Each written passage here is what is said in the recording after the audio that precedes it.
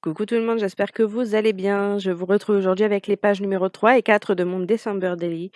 Et donc je commence tout de suite dans le vif du sujet. En fait, le début de la vidéo était beaucoup trop clair, on ne voyait rien.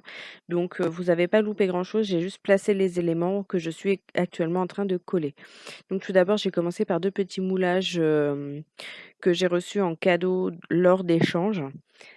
Donc je les ai collés, il y a une petite botte et puis une petite canne à sucre, non un petit sapin, pardon. Ensuite, je colle les petites étoiles que j'ai reçues dans le calendrier de l'Avent Saga Post Scrap, donc des petites étoiles en bois pour, compléter les étoiles qui sont déjà représentées sur ma page du jour. Ensuite, je colle la petite, case, du calendrier de l'Avent de mes chiens qui représente le jour numéro 3. Puis je prends ma photo que je positionne. Ensuite, je prends un petit die cut, d'un des kits de Noël de chez Action qui était, vous savez, emballé sous 3 pochettes là, en un seul kit. Donc je trouvais que ces petits kits, donc d'où viennent, les feuilles, d'ailleurs, sur lesquelles je suis actuellement en train de faire, mon December en fait, donc ces pages, je trouvais que ça s'accordait vraiment bien, avec le thème que j'avais envie de faire, donc c'est pour ça que j'ai utilisé également certains die cuts. Donc ensuite, une fois mon fameux die cut collé, je colle ma photo. Donc je choisis ensuite d'autres petits die cuts pour, agrémenter, la photo, habiller un petit peu et puis, retranscrire, le petit côté là, c'est le petit côté cocooning, de l'action du jour, J. Donc là, je retire un petit peu les petits picots de papier, qui étaient présents sur mon petit die cut et je colle ma petite lanterne sur le côté de ma photo.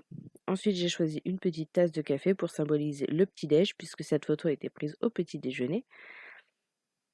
Et ensuite, je fais des marquages tous les centimètres, à partir de 5 centimètres du bas de ma feuille. Donc, histoire, d'avoir de quoi écrire en fait, parce que je vais faire du journaling à même la page.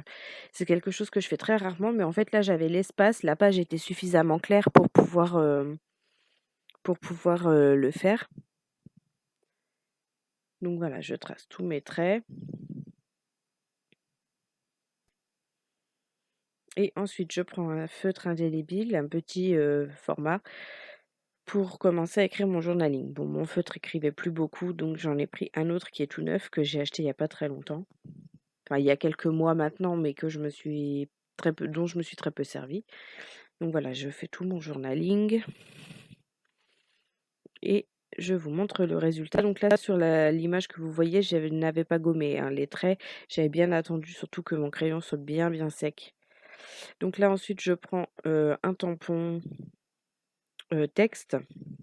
J'étais en train de chercher, mais je me rappelle plus de quelle collection ça vient. Ça me reviendra certainement. Mais je pense que tout le monde connaît ce tampon, hein, il a été vu et revu. Donc ensuite, je prends ma photo, ma petite case du jour numéro 4.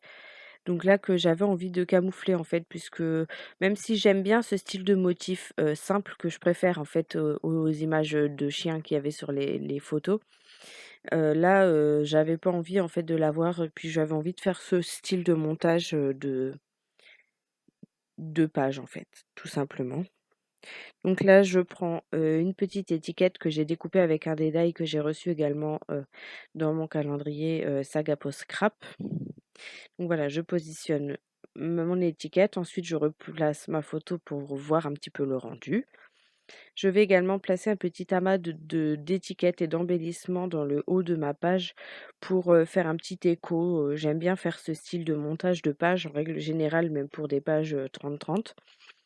Donc j'ai choisi, les mêmes étiquettes qu'en dessous, sauf que ce sont les versions «négatives» entre guillemets, puisque quand vous découpez avec le die, de chez Saga Post Scrap, vous avez l'étiquette centrale et vous avez une bordure. Donc du coup, j'ai interverti, le centre est en bas par exemple pour l'un et le tour en haut et vice versa.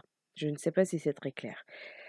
Donc j'ai donc collé pardon tout mon petit amas d'étiquettes et là je vais coller en relief le mot Noël qui vient du bloc du même, enfin d'une des collections là que je vous disais de kits de Noël de chez Action. Donc je ne sais pas laquelle, hein, j'ai acheté je crois 3 ou 4 kits et je les ai mélangés pour me faire un petit assortiment de Noël. Donc je ne sais pas d'où vient et de quel kit provient exactement chaque embellissement. Donc ensuite, là, je mets de la mousse 3D derrière ma photo. Donc j'enlève les petites protections. Donc comme d'habitude, hein, j'utilise une pince à épiler hein, pour plus de facilité. Et je positionne ma photo.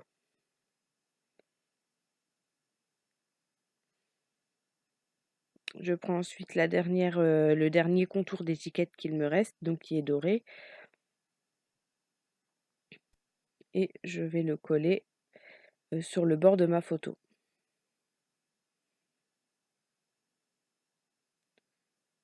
Et voilà, tout simplement.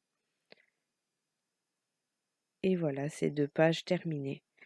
J'espère que cette vidéo vous a plu. En attendant, je vous fais de très gros bisous et je vous dis à bientôt pour une nouvelle vidéo.